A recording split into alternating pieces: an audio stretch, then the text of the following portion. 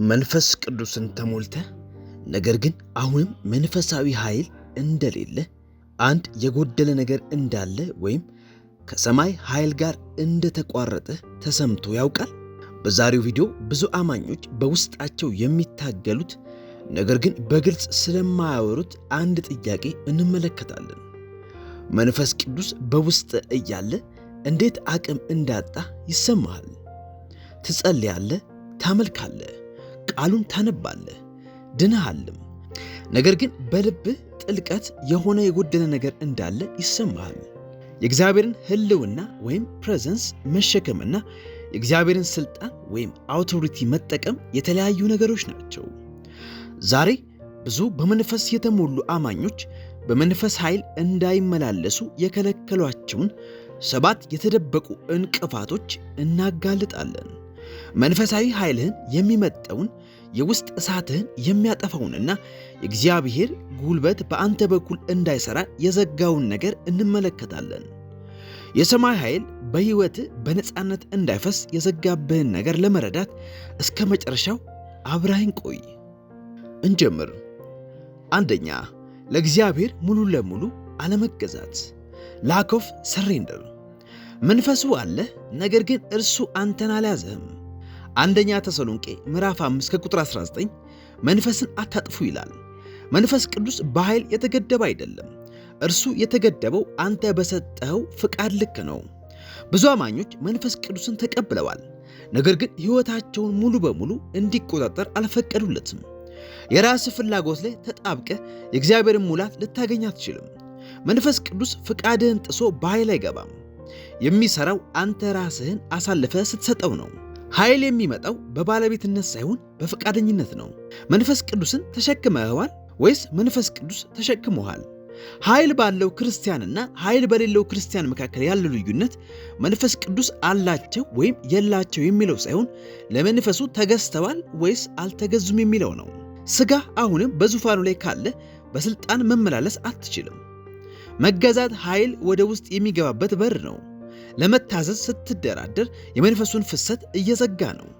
እግዚአብሔር እንዲሰራ ያልፈቀደለት ቦታ ላይ መንፈስ ቅዱስ ዝም ይላል። እውነተኛ መገዛት በአፍ ብቻ አይደለም፣ የአኗኗር ዘይቤ ነው። ጌታ ሆይ የእኔ ሳይሆን ያንተ ፍቃድ ይሁን ማለት ነው። አንዳንዶቻችን ኃይልን እንጠይቃለን፣ ነገር ግን የሕይወታችንን መሪ ለመልቀቅ ፈቃደኛ አይደለንም። መንፈስ ቅዱስ እንዲመጣ እንፈልጋለን፣ ነገር ግን እኛ ከመንገዱ ላይ ገለል ማለት አንፈልግም። መንፈስ ቅዱስ የምትጎበኘው እንግዳ አይደለም፣ ልትታዘዘው የሚገባው ጌታ እንጂ። ኃይሉን ከፈለግ ፍቃድህን ስጠው። ዕቅድህን እንዲቀይር፣ ምርጫህን እንዲለውጥ ፍቀድለት። ምክንያቱም አንተ ከአቅም በላይ የሆነ ነገር ስታደርግ እርሱ ወደ ሕይወትህ መግባት ይጀምራል። ያኔ ቅባቱ ይገለጣል። ጥያቄው መንፈስ ቅዱስ አለህ ወይ የሚለው ሳይሆን መንፈስ ቅዱስ አንተን አግኝቶሃል ወይ የሚለው ነው። 2. መንፈሳዊ ማንነትን አለማወቅ፣ ኢግኖራንስ ኦፍ ስፒሪቹዋል አይደንቲቲ። ኃይል ግንዛቤን ይፈልጋል። ሆሴዕ 4:6 ሕዝቤ ዕውቀት ከማጣቱ የተነሳ ጠፍቷል ይለናል። ባልገባ ነገር ውስጥ መመላለስ አትችልም። መንፈስ ቅዱስ ኃይልን ብቻ አይሰጥም፣ ማንነትህንም ይወስናል። ነገር ግን ማንነትህን ካላወቅህ ከርስትህ በታች ትኖራለህ። ብዙ አማኞች በእጃቸው ያለውን ነገር ስለማያውቁ አሁንም ይለምናሉ። አንተ የዳንህ ብቻ አይደለም፣ ከክርስቶስ ጋር በሰማያዊ ስፍራ ተቀምጠሃል።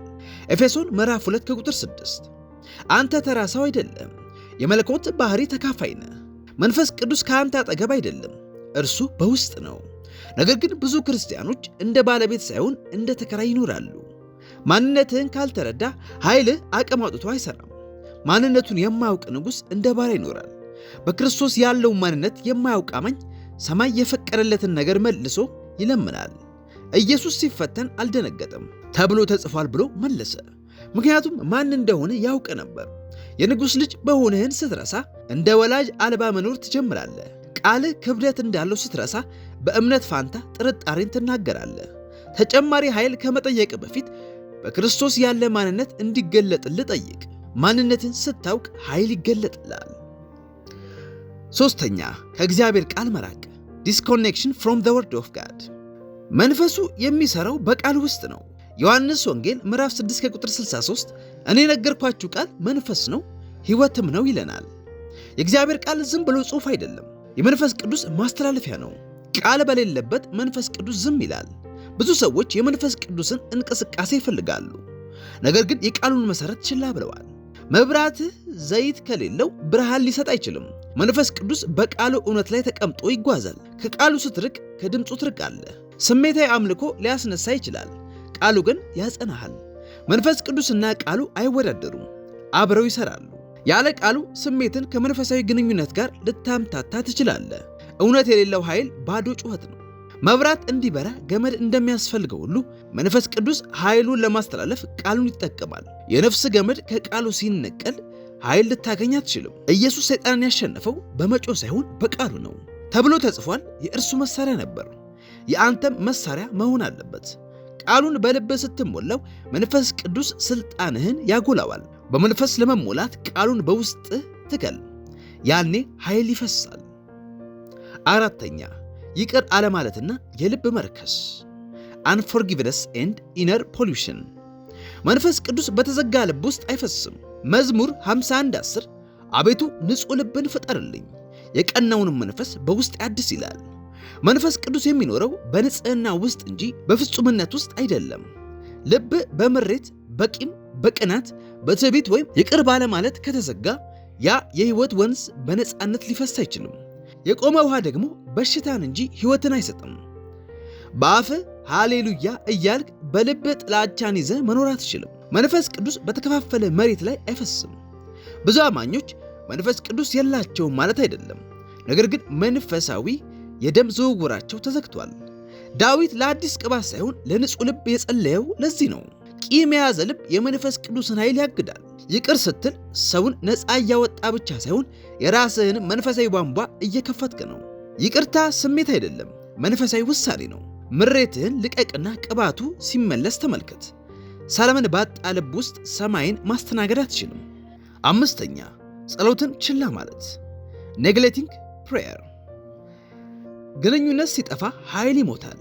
ሉቃስ 18:1 ላይ ሳይታክቱ ዘወትር ሊጸልዩ እንዲገባቸው ይላል። ጸሎት ሃይማኖታዊ ተግባር አይደለም፣ የመንፈስ አተነፋፈስ ነው። በመንፈስና በእግዚአብሔር መንፈስ መካከል ያለ ውይይት ነው። ጸሎት ሲጠፋ ኃይል ይጠፋል። ግንኙነት ሲዳከም ስልጣን ይጠፋል። ብዙ አማኞች አቅም ያጡት መንፈሱ ስለተዋቸው ሳይሆን ከእርሱ ጋር ማውራት ስላቆሙ ነው። ጸሎት ምርጫ አይደለም፣ ኦክሲጅን ነው። ሳምባ ያለ አየር እንደማይሰራ ሁሉ መንፈስህም ያለ ጸሎት ይሞታል። መንፈስ ቅዱስ በግንኙነት ውስጥ ይሰራል። ስትጸልይ ለእግዚአብሔር መረጃ እየሰጠኸው አይደለም፣ እየጋበዝከው ነው። ጸሎትን ማቆም ማለት ኤሌክትሪክን ነቅሎ ብርሃን ለምን ጠፋ ብሎ እንደመጠየቅ ነው። ጸሎት ባትሪ መሙያ ነው። ብዙ ክርስቲያኖች ጸሎትን እንደ ተደራቢ ጎማ ወይም ስፔር ታየር ችግር ሲመጣ ብቻ ነው የሚጠቀሙበት። ነገር ግን ጸሎት ሕይወትን የሚመራ መሪ ወይም ስቲሪንግ ዌል መሆን አለበት። ኢየሱስ እንኳን አብን ለማግኘት ወደ ምድረ በዳ ይሄድ ነበር። የጸሎት ሰው ካልሆንክ ኃይል አልባ ወታደር ነህ። ጠላት ቤተ ክርስቲያን የሚሄድ ክርስቲያንን ሳይሆን የሚጸልይ ክርስቲያንን ይፈራል። ስለዚህ የሆነ ነገር ስትፈልግ ብቻ አትጸልይ። ያለ ጸሎት አቅም ስለሌለ ጸልይ። መስመሩ ክፍት ይሁን። ስድስተኛ መንፈሳዊ መዘናጋት ወይም ግዴለሽነት ስፒሪቹዋል ኮምፕሌሰንሲ። ኃይል በምቾት ቀጠና ወይም ኮምፎርት ዞን ውስጥ አይሰራም። አሞጽ 6:1 በጽዮን ሆነው ለሚቀጡ ወይም ለተዘናጉ ወዮላቸው ይላል። የመንፈስ ቅዱስ ኃይል የተሰጠው በምቾት እንድንቀመጥበት አይደለም። መንፈስ ቅዱስ እንቅስቃሴ ይወዳል፣ ይለውጣል፣ ያንቀሳቅሳል። ነገር ግን አማኝ ሲዘናጋ፣ መንፈሳዊ ረሃብ ሲጠፋ እና በምቾት ሲቀመጥ እሳቱ መጥፋት ይጀምራል። መዘናጋት የቅባት ገዳይ ነው። መንፈሱ ጥሎ ሄዶ ሳይሆን የአንተ ፍላጎት ስለጠፋ ነው። ለብ ያለ ሕይወት እየኖርክ የእግዚአብሔርን እሳት መሸከም አትችልም። መንፈስ ቅዱስ የሚመጣው ለተጠሙት ነው። የተሞላን ነገር አይሞላም፣ ባዶ የሆነን ይሞላል። ኢየሱስ ጽድቅን የሚራቡና የሚጠሙ ብፁዓን ናቸው ይጠግባሉና ያለው ለዚህ ነው። በተለመደ አኗኗር በትዕቢትና በቂም ነገር ተሞልተ ከሆነ እርሱን ሊሞላ አይችልም። ተአምራትን ማየት ከፈለግ ከጥልቀት ሙሉ ነኝ ከሚል ሕይወት ውጣ።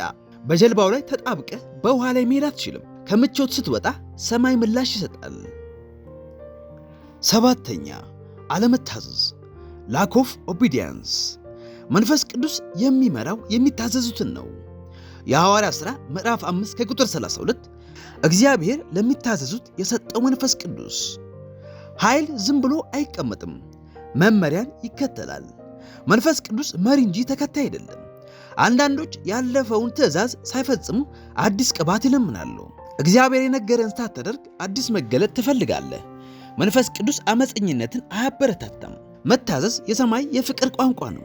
እግዚአብሔር ይቅር በል ሲልህ ይቅር ስትል ኃይል ይፈሳል። ይህንን አድርግ ሲልህ ስታደርግ ኃይል ይፈሳል። የምትጠብቀው ተአምር ያለው በመታዘዝ ጀርባ ላይ ነው።